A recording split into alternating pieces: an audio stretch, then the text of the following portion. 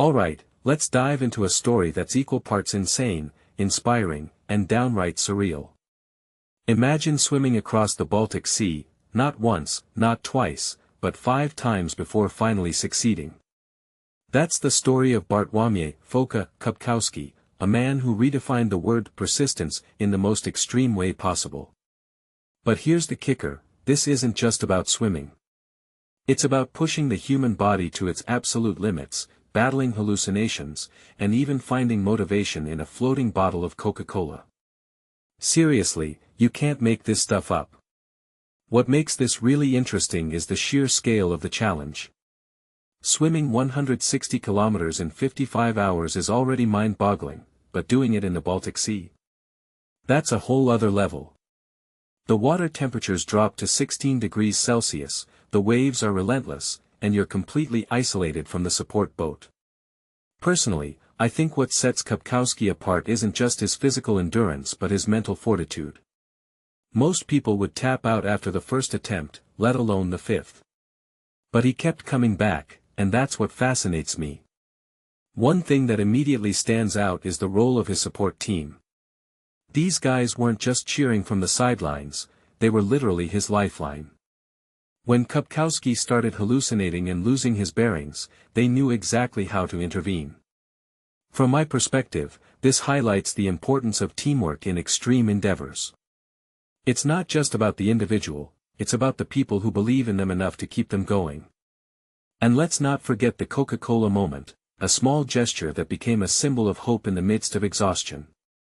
What this really suggests is that sometimes, it's the simplest things that keep us going when everything else feels impossible.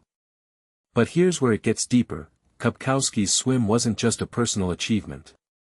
It raised nearly €200,000 for the Cancer Fighters Foundation, and the campaign is still going strong.